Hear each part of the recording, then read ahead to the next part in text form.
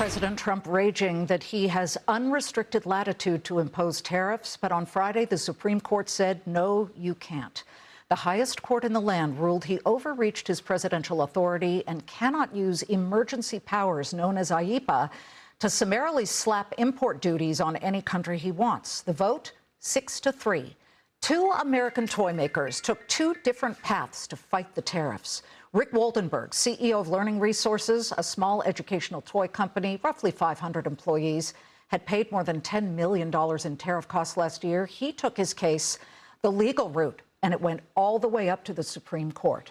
The other, Isaac Larian of MGA Entertainment, with more than 1,100 employees, he took to the Supreme Press, pleading through the press with the president that his tariffs would drive up costs at his Ohio factory and make his Bratz dolls twice as expensive for the holidays. Joining me now, first on Fox Business, is Learning Resources CEO Rick Woldenberg and MGA Entertainment CEO Isaac Larian. Rick, we will begin with you. You've had the weekend to absorb the fact that you and your small business won your case before the highest court in the land. But when you opened for business this morning, what has really changed for you and the company? Well, not very much, because the federal government has imposed a tax on our company of 15% on anything that we import from anywhere. It was probably 18% on Friday morning. It's 15% now.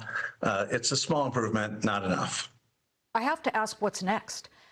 Do you anticipate or even expect that you will get any kind of refund? Because the highest court does not come up with any kind of remediation plan. They just said the president overreached in slapping the tariffs on these countries.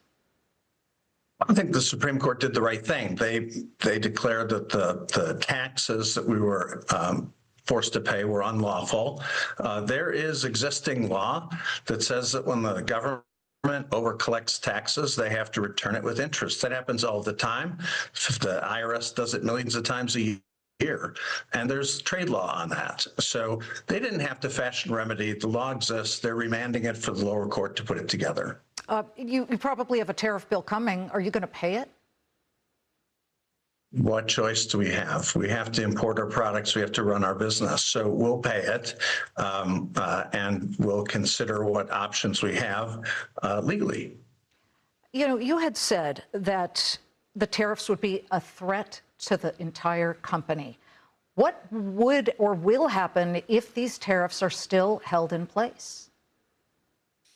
Well, an asphyxiating tax is an economic depressant. Federal plus state plus IEPA tariffs on our company last year exceeded our earnings.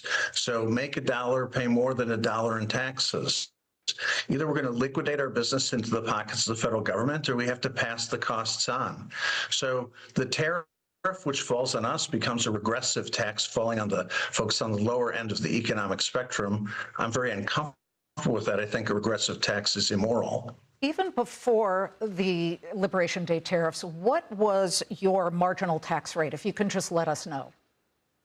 We pay the maximum tax rate. So, and most people do, you know, that run a business, and we don't enjoy any shelter. So it was a huge tax rate. We pay 40% or more. The president called you a sleazebag. You make educational toys. You beat the tariffs through the Supreme Court, through legal channels.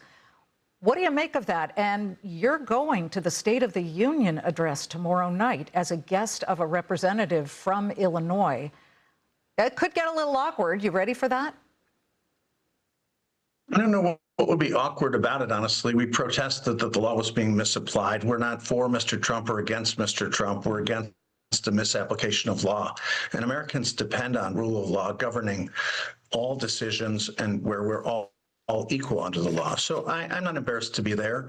Obviously don't appreciate being called names, but I'm comfortable that as a mission-driven business, we add a lot of value in a lot of people's lives. Let's bring in Isaac Larian of MGA Entertainment. You're more than double the size of Learning Resources, but you were hit and bruised badly, were you not, by these tariffs? So when you heard that Rick and his team had won this court victory from the Supreme Court, what went through your mind on Friday? Well, thank you, Liz. Thanks for having me. The first thing was that I applaud Rick to have a courage to file this lawsuit and win it, and I congratulate him on that. But frankly, I'm not pro or anti-tariff. I am pro-American workers and pro-American family budget. And right now, what we have, the Supreme Court says these tariffs were illegal. If they're illegal tax on Americans, and Americans deserve clarity on the refunds. Small businesses like Learning Express or mid-sized companies like MGA cannot be used as the government credit card. And that's what we have been using. They have been used. America can be tough on trade, unfair trade, but predictable.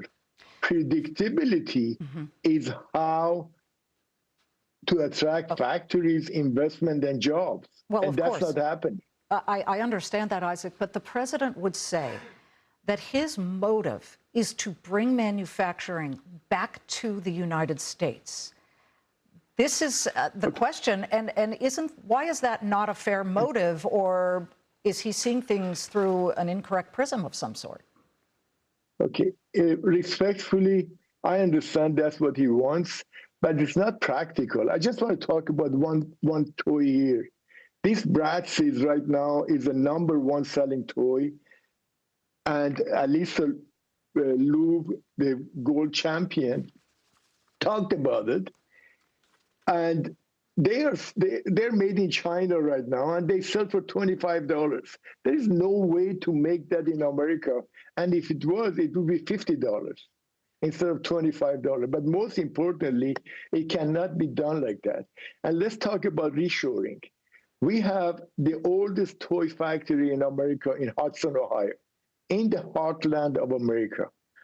We were planning to expand that factory by 450,000 feet and hire 700-800 more employees. We put that on hold because there is chaos.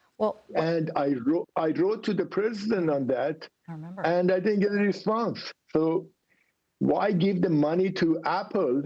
Why not give it to the small or medium-sized companies like MGA who truly want to bring back manufacturing, some manufacturing back to USA?